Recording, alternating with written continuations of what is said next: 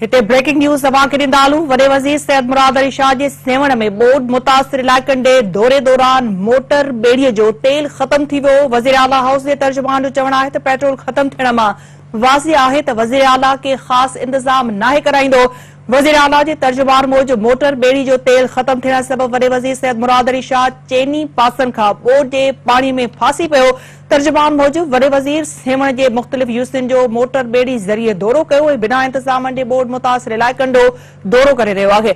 वज़ीर आला हाउस जे तर्जुमान जो चवणु आहे त पेट्रोल ख़तम थियण मां वाज़िह आहे त वज़ीर आला के ख़ासि इंतज़ाम नाहे कराईंदो। जिते वॾे वज़ीर जी ॿेड़ी जो तेल ख़तम थियो उते केतिराई फुट पाणी बीठल हुयो। इन ख़बर जा वधीक अपडेट्स मालूम करण लाइ असां राब्तो कयो आहे कराची में सिंध टीवी न्यूज़ जे चीफ रिपोर्टर फयाज़ कुरैशी सां।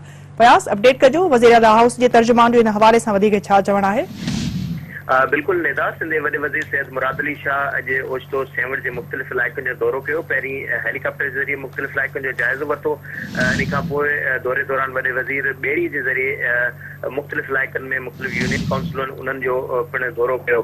त इन हवाले सां सोशल मीडिया ते वॾे वज़ीर जे ख़िलाफ़ शिद्दी तनक़ीद थी ऐं चयो वियो, वॾे वज़ीर जे ख़िलाफ़ इहो चयो वियो त वॾो वज़ीर जेको दौरो करे रहियो त उन में बि इंतज़ामिया जेका आहे उहा पेट्रोल में गोभियूं हणी रही हुई ऐं वॾे वज़ीर जेका ॿेड़ो आहे विच पाणीअ में बीह रहियो, जंहिंजे सबबि इहो साबित थिए थो त वॾो वज़ीर जेको आहे उनजे हवाले सां जेका इंतज़ामिया आहे उनजे दौरे खे बि बहितर नमूने सां उहा अंजाम न ॾेई सघी। इहो वाज़े थो करे त ॿोॾ मुतासिरनि जी कहिड़ी मदद थींदी हूंदी ऐं ॿेड़ा उन में पेट्रोल हूंदो ई न आहे, माण्हुनि जी मदद कीअं कंदा।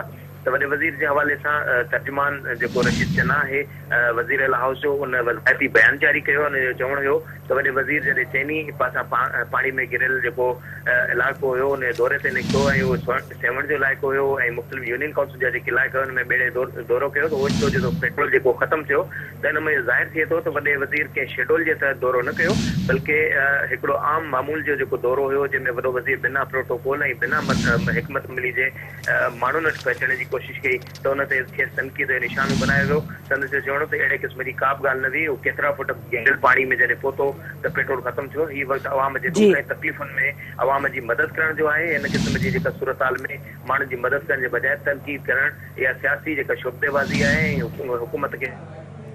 ठीकु आहे फयाज़, अपडेट करण लाइ वॾी महिरबानी अव्हां जी।